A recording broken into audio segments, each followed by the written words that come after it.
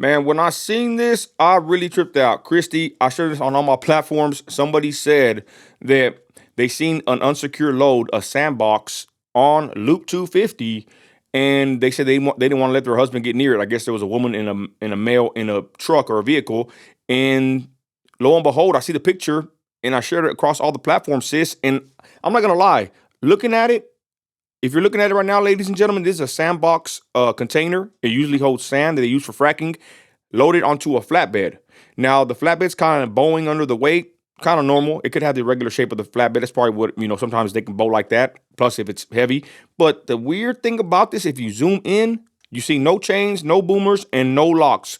This is pretty wild, Christy, when I seen this and I posted it. And I do kind of see a chain near towards the back.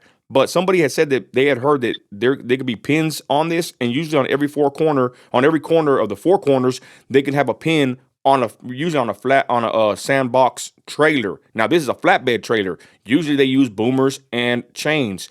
Chrissy, this was just a wild picture I seen. I had to post and we had to make a video about it real quick. Well, whenever I saw it, the first thing that I noticed is so whenever I am used to driving down the interstate or whatever, is if you see something that's really big and heavy like that, you see like the straps that are attached to like all four corners of the flatbed. But the first thing I noticed was the bowing like of the trailer, and didn't even post what the first thing was that went through my head, that this reminded me of like Final Destination movie. It did. I mean, if it wasn't secured properly, then I mean, it's just asking for like definitely somebody to be very injured in, if that thing was a tip or a fall or whatever. But I I don't know enough about it, Nino, to know, if it was properly secured or not. But Well, to me, I didn't see anything that I was expecting to see.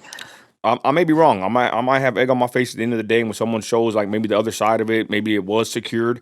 I'm gonna be completely honest, right? There's two ways to look at it. I'm from West Texas. This is my area, so it's either secured correctly and there are pins that I cannot see when I zoom in all the way on my phone, or there's an idiot driving around with a sandbox container with no securement whatsoever of the load. And to be honest, I'm 50-50 on that.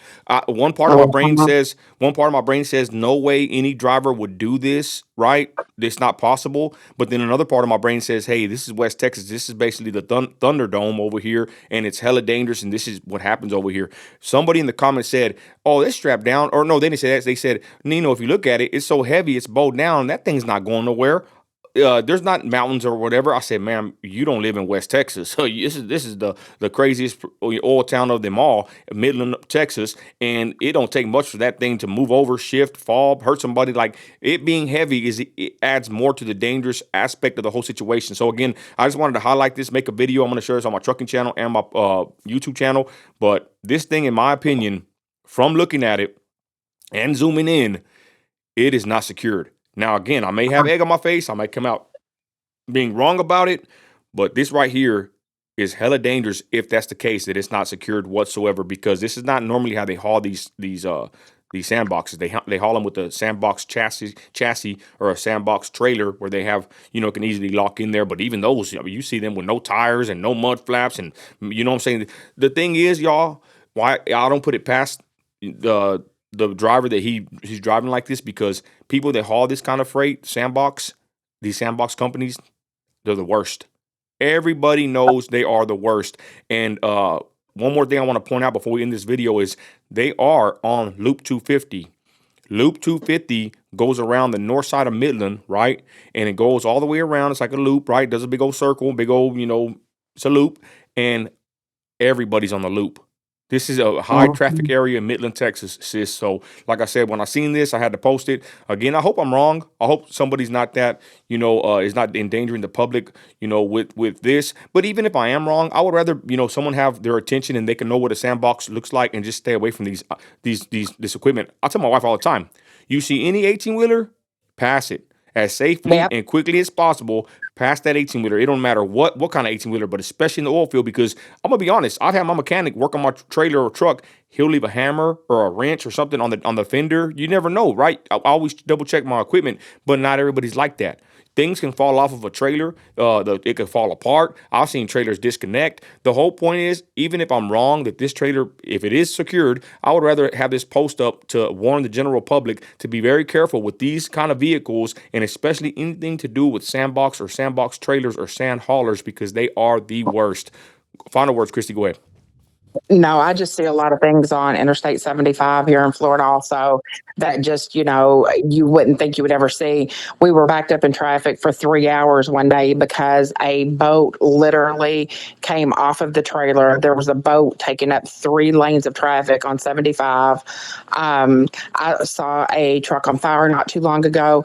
When I say engulfed in flames, like the cab of it, the flames were shooting probably 8 to 10 feet high. And the driver, thank God, got out, but he was trying to pull his paperwork out while it's literally engulfed in flames. And I mean, people just have to be careful. Like it's bad everywhere, but I've seen the things that you talk about in your city, and I wouldn't want to drive there. I'll tell you what, I have a bunch of pages, and I'm basically, I can post about any kind of situation around the city because I have multiple pages that touch on multiple topics. And my Desert Power page, if you want to know about anything related in the oil field, check out that page, ladies and gentlemen. I update it, daily. If there's wrecks, if there's backed up traffic, I put it on my Desert Power page. And this is just something right here for the books, y'all. I had to make this post. Like I said, even if it's not true, even if it is secured, which I'm telling you, I'm zooming in.